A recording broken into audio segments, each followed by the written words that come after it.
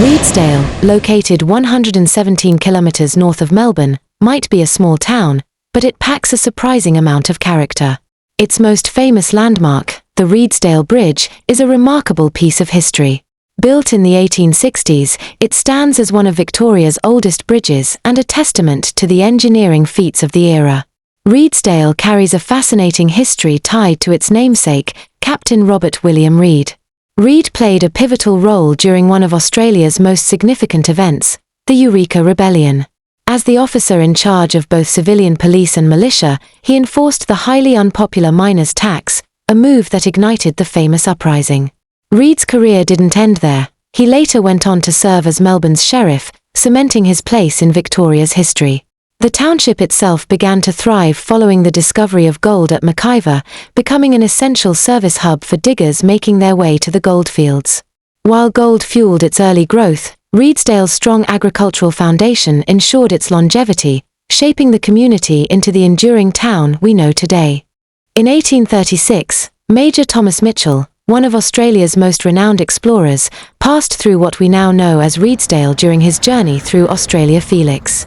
A historical marker in the town commemorates this momentous event. One of Mitchell's enduring legacies is the naming of the Campaspe River, which flows gracefully through Reedsdale. He chose the name Campaspe after the mistress of Alexander the Great. According to ancient folklore, Campaspe was immortalized by Apelles, considered the greatest painter of the Western world at the time. The story goes that Alexander, noticing Apelles' deep admiration for Campaspe, gifted her to the artist but kept her portrait. Unlike its namesake, the Campaspe River continues its journey, bringing life and prosperity to the land it touches. For Reedsdale, the river is more than just a geographical feature, it's a lifeline and a connection to a rich and layered past. Shortly after Major Thomas Mitchell's exploration in 1836, squatters and overlanders began occupying the Reedsdale area under annual licenses, marking the start of European settlement in the region. Among them was Henry Monroe, whose Campaspe run spanned an impressive 20,000 hectares, symbolizing the vast tracts of land claimed during that era. The discovery of gold at Mackay in 1852 brought a surge of activity, transforming Reedsdale into a vital stopover for diggers heading to the goldfields. Amid this bustling period, the Reedsdale Hotel was established in 1855 by John McNiff at 2640 Kyneton Reedsdale Road. Originally a weatherboard structure, the hotel was destroyed by fire in 1876 but was rebuilt with durable bluestone, which still stands as a testament to its resilience.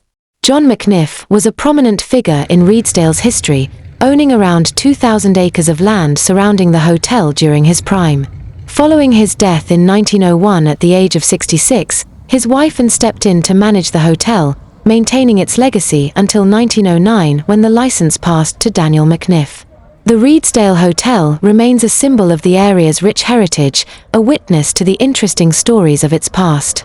4 years, until 1891, the hotel served as a vital stop for Cobb and Co coaches, connecting travellers to other parts of Victoria. Remarkably, the original Cobb and Co stables still stand, a silent witness to the area's past.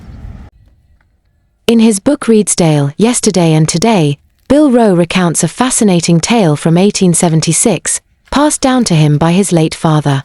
It's a story that combines camaraderie, competition, and cunning, with a surprising twist at the end. One Saturday afternoon, a group of local city fathers gathered in the bar for a friendly meeting when a striking figure walked in. The man, with a sturdy build and a flowing black beard, introduced himself with a simple yet confident statement. "Gentlemen, my name is Grant. I'm heading north in search of grazing land, and my main interest is sheep."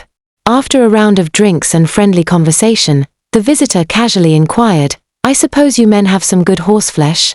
The locals, eager to showcase their prized horses, boasted of their exceptional steeds. In those days, farmers took great pride in owning the finest horses in the district. The charismatic visitor, Mr. Grant, then suggested a competition, a test to see whose horse was the best jumper. The locals, fueled by pride and excitement, readily agreed. Soon, the group set off on horseback, ready to prove their claims.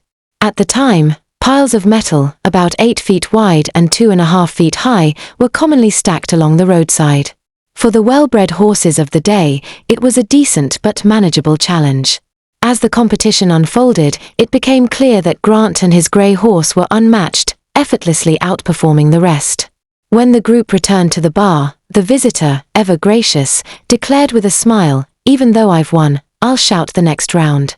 Cheers erupted, and after a few more drinks, the mysterious Mr. Grant departed. The locals, meanwhile, were just warming up. Their gathering continued late into the evening, until finally, it was time to head home. Stepping outside to retrieve their horses, they were met with an unpleasant surprise. The two finest horses in the group were gone. It was only then that the truth dawned on them. Their charming visitor, Mr. Grant, was none other than the notorious bushranger, Ned Kelly. The Reedsdale Bridge, which spans the Campaspe River, once marked the border between the Shire of Metcalfe and the Shire of Mackivor.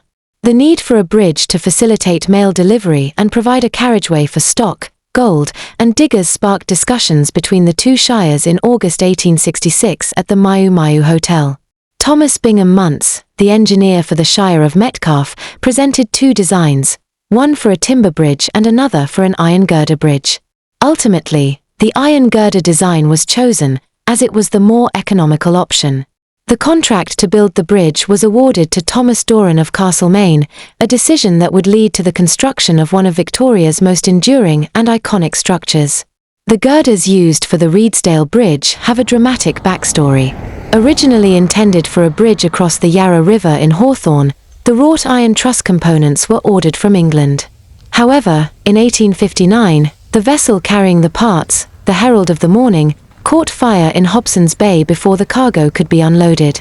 To prevent further disaster, the ship was scuttled and sank with its valuable cargo. A firm named Ingalls, Adams, and Gresham, based in Sandridge, now Port Melbourne, successfully salvaged the bridge components from the sea and transported them to Port Melbourne. The company then entered into negotiations with the government to purchase the salvaged materials. However, the deal took a scandalous turn when the firm attempted to bribe the Inspector General of Public Works, Thomas Higginbotham, by offering him a 2.5% commission on the transaction. The attempted bribery backfired, leading to the collapse of the negotiations and the firm's removal from the list of government contractors. This twist of events meant the girders found a new purpose years later, becoming a key part of the Reedsdale Bridge, which stands today as an engineering marvel. The story of the Reedsdale Bridge becomes even more fascinating when you consider the journey of its materials. The salvaged iron girders and accompanying erection cranes weighed around 350 tons. Before its ill-fated sinking, the bridge material was valued at a staggering £10,000. After being recovered from the sea, its worth was estimated at £6,000 but was sold to Langlands and Company for a mere £2,000. Langlands and Company sold a 200-ton portion of the material for the construction of the Reedsdale Bridge for £1,000. Despite this, the company made no profit, as the remainder had to be sold off as scrap iron. For the shires of Metcalfe and Mackivor, however, this turned out to be an extraordinary deal, as they acquired high-quality materials for a fraction of the original cost.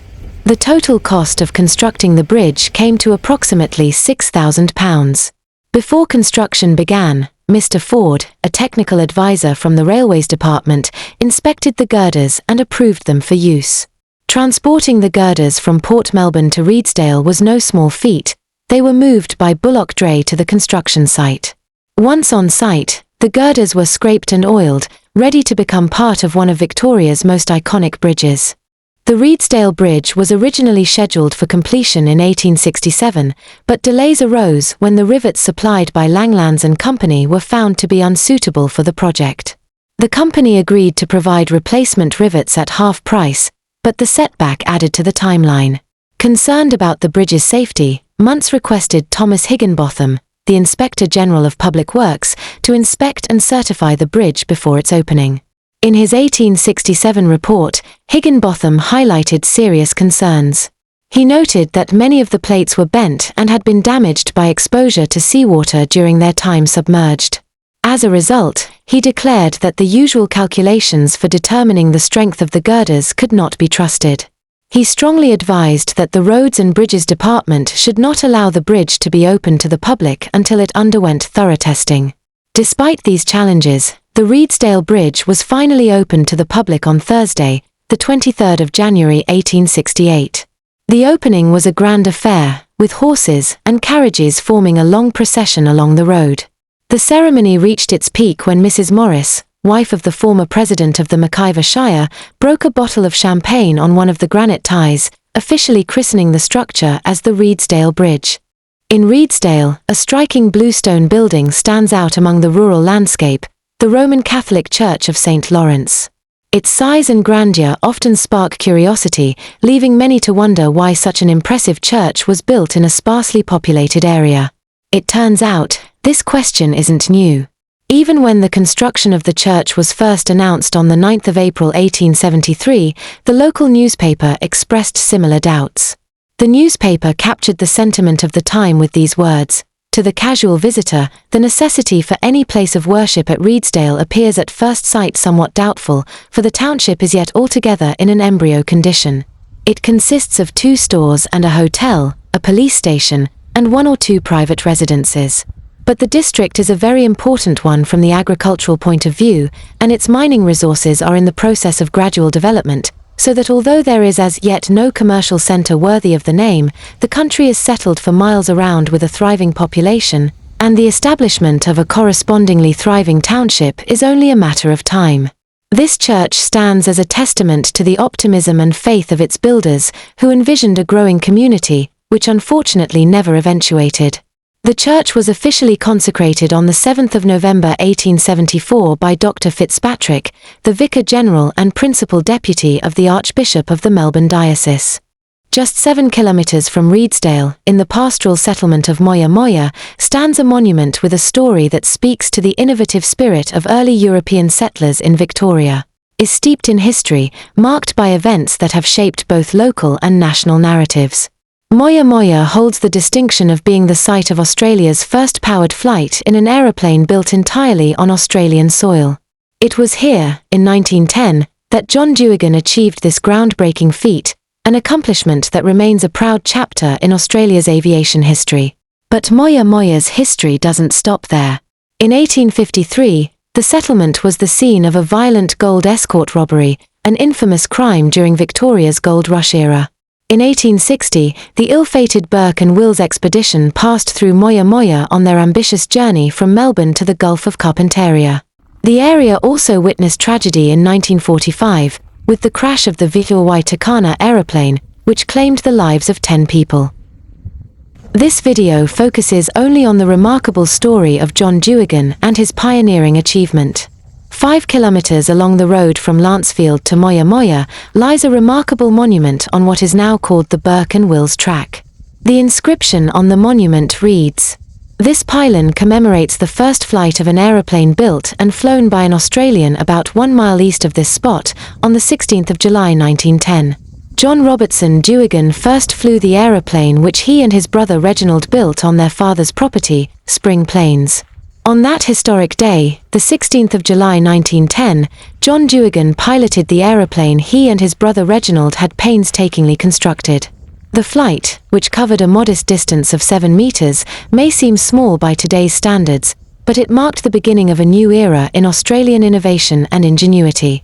This humble flight on the Duigan family's Spring Plains property wasn't just a technical achievement, it was a demonstration of determination, skill, and the pioneering spirit that continues to inspire generations of Australians. John Robertson Duigan, the man behind Australia's first powered flight, was born on the 31st of May 1882 in Terang, Victoria. He was the eldest of 5 children born to John Charles Duigan, a bank manager with the Colonial Bank of Australasia, and his wife, Jane Robertson. At the age of 7, John Robertson Duigan's family moved to Brighton, settling in a grand mansion at the corner of Mole Avenue and Bay Street. In October 1901, Duigan set off for England to pursue his education in electrical engineering. He studied at Finsbury Technical College in London from 1902 to 1904, followed by motor engineering studies at Battersea Polytechnic in 1905. After completing his education, Duigan worked at the Wakefield and District Light Railway Company until 1907, gaining valuable practical experience. He returned to Melbourne in 1908 and briefly worked with Geo Weymouth Proprietary Limited, a prominent early manufacturer of electrical equipment in Australia. John Robertson Duigan then joined his brother Reginald at Spring Plains, their family's 1,000-acre sheep station near Mia Mia. It was there, inspired by a 1908 postcard from a British friend detailing Wilbur Wright's flights in France, that Duigan began constructing a Wright-type glider. But his ambitions didn't stop there. Turning his focus to powered flight, he embarked on a journey that would make history. Duigan acquired a 20-horsepower, four-cylinder engine made by J. E. Tilley in Melbourne and used it to construct a Farman-type biplane, a motor-powered aircraft. On the 16th of July 1910, on the family's property, he completed a short but historic flight, the first successful powered flight by an Australian-designed and built aircraft. Hoping to secure a £5,000 prize offered by the Department of Defence in September 1909 for constructing a military-grade aircraft, Duigan informed the department of his achievements. However, the prize had already expired at the end of March 1910, making him ineligible. Nonetheless, the military invited him to demonstrate his aircraft. In January 1911, Duigan showcased his biplane to an audience of 1,000 spectators at the Bendigo racecourse, where the crowd marveled at his accomplishment. In 1920, recognizing the significance of his creation, Duigan donated the aircraft to the Industrial and Technological Museum of Victoria, which later became part of Museum Victoria. In 1911, John Robertson Duigan returned to Britain to obtain his aviator's certificate, furthering his passion for flight. Back in Australia, he began building an AVR-type biplane at his parents' property on Marshall Street in Ivanhoe. However, the biplane's first flight was far from successful. On the 17th of February 1913, during a trial flight at Keilor, disaster struck. While attempting to land, the biplane flipped upside down, leaving Duigan injured and the aircraft nearly destroyed. With the outbreak of World War I, Duigan approached the Defense Department, offering to sell his biplane for pilot training. Unfortunately, his offer was declined. Undeterred, in March 1916, he enlisted in the Australian Flying Corps as a lieutenant. His dedication and skill earned him a promotion to captain in August 1917. Duigan's bravery in combat became legendary. On the 9th of May 1918, while flying an RE-8 reconnaissance aircraft over Villers-Bretonneux, he and his observer, Lieutenant Alec Patterson, were attacked by 4 German Fokker triplanes of Jaster 6. Despite being severely wounded during the airfight, Duigan displayed extraordinary courage. He managed to land the aircraft safely, saving both his own life and that of his observer. For his conspicuous gallantry and devotion to duty, Duigan was awarded the Military Cross in September 1918.